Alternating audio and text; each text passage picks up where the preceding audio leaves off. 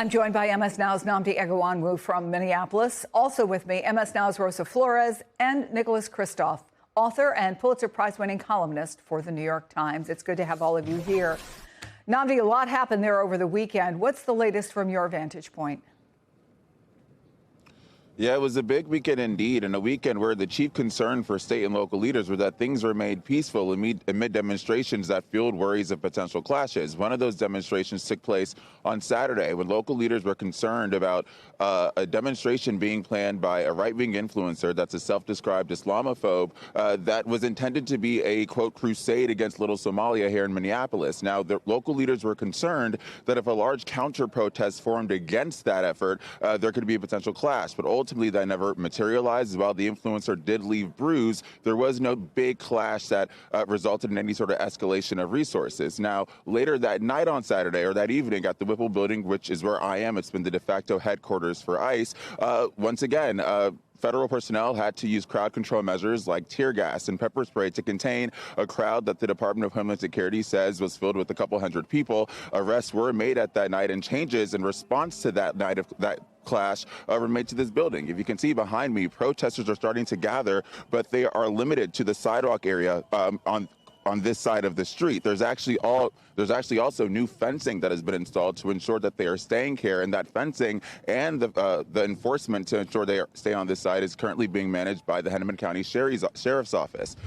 One sheriff I spoke to told me that the current plan is for there to be around-the-clock monitoring of this facility by the Sheriff's Department, which has now been tasked with ensuring that those clashes don't happen, that protesters aren't in the street, aren't trying to bang on federal vehicles as they drive in and out of this facility, and they aren't directly engaging with those ICE officers.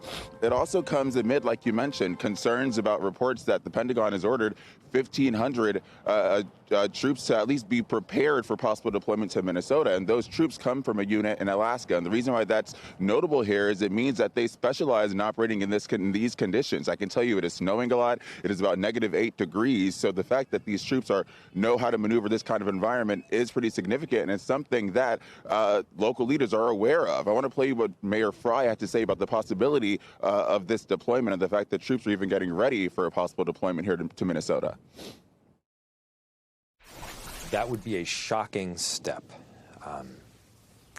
To those that are paying attention, you got to understand how wild this is right now. In Minneapolis, crime is dramatically down. We don't need more federal agents to keep people safe. We are safe. You know what's causing more chaos? Having these thousands of ICE agents and border control and apparently military even potentially on our streets. And Chris, I want to flag one more protest that's getting a lot of attention online. It took place on Sunday when protesters in St. Paul say they identified a church that they believed a pastor who worked at that church also served as a leader in ICE. So they went to a church, interrupted a service, and held a demonstration there.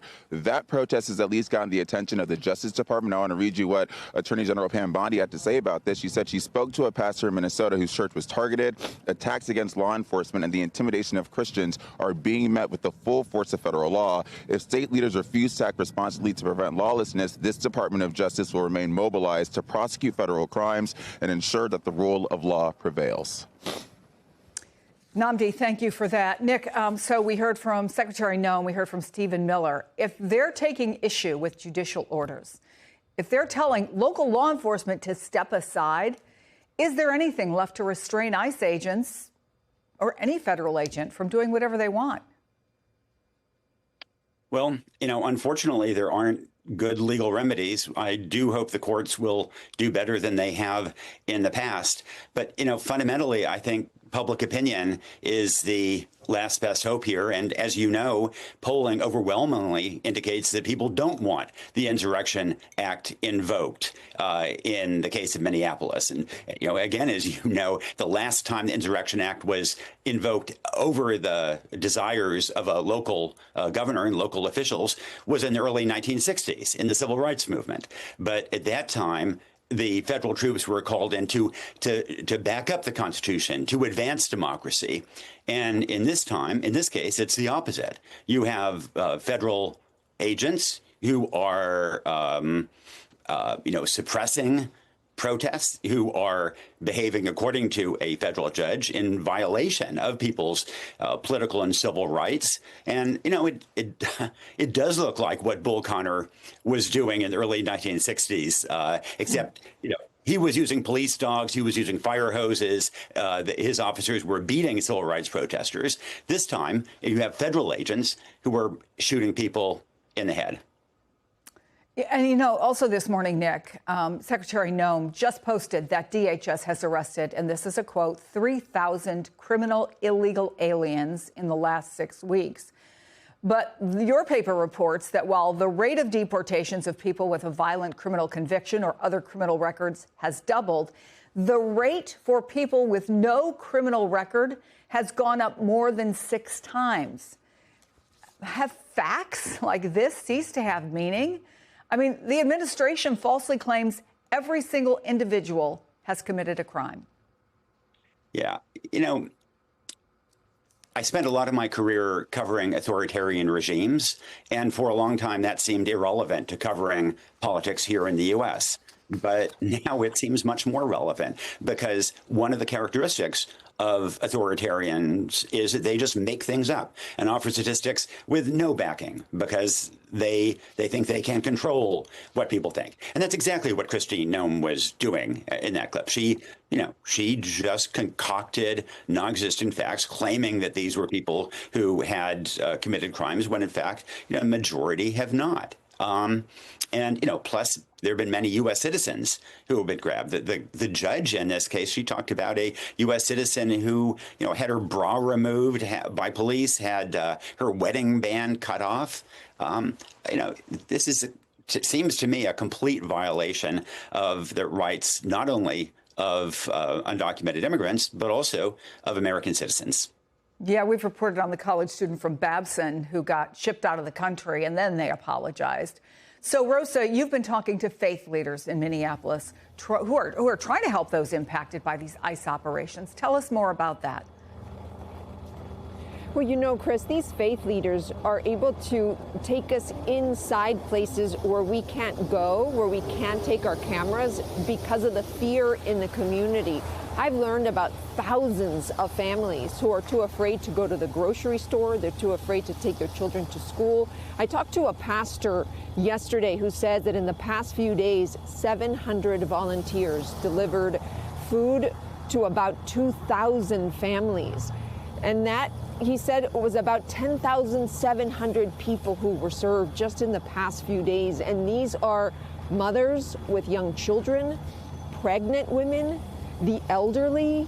And so, that is the human impact that we can't go and show you with our cameras because people are too afraid to allow us inside their homes. And this is very emotional for the faith leaders that I've talked to. I talked to another faith leader, Beth Gendler, and she's the daughter of a Holocaust survivor. And she says that for her, the most emotional part of all of this is the family separation. Take a listen. My uncle at 93 years old still bears the scars and the trauma of being separated from his parents forcibly when he was a 7-year-old child. And when I hear about children who are standing at the bus stop with their parents and these masked men in boots with guns jump out of cars, snatch their parents into trucks, and leave children standing at the bus stop. We can't do this in America. It just has to stop. Now, Chris, these faith leaders say that what gives them hope is what they see in the goodness of Minnesotans coming out, donating their time, donating their money to try to help some of these families. Now, as you mentioned, this operation has lasted for weeks. So I'm learning that now families are not just asking for food assistance, they're also asking for rent assistance because it's gone so long. Now, faith leaders will be meeting here in Minneapolis later this week, I'm told. There's a call for faith leaders from across the country to come here and stand in solidarity with the immigrant community.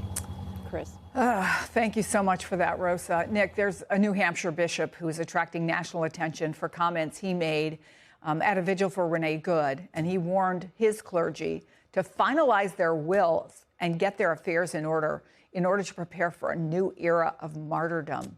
I mean, is that where we are? That bishops are telling the clergy, if you do what the Bible calls for you to do, it could be dangerous for you? Are we living in an era, as we just heard from Rosa, where a child gets left alone at the bus stop? What is happening, Nick? I mean, boy, it's just unimaginable. I do think that, again, you know, looking through the lens of what has happened to authoritarian regimes, that the Trump administration took an issue on which they had a certain amount of public support, which is immigration, and then they just ripped through every barrier and began not going after what I think a lot of voters had expected, which was gang members or people who had committed crimes, but, you know, their neighbor down the street or somebody they knew at church, and deported them and broke up families and shot Renee Good, and then lied about it. And I think we are indeed seeing something of a backlash. I think that one reason President Trump may not dispatch the 11th Airborne from Alaska to Minneapolis is that it would, aggravate this backlash against what he's doing.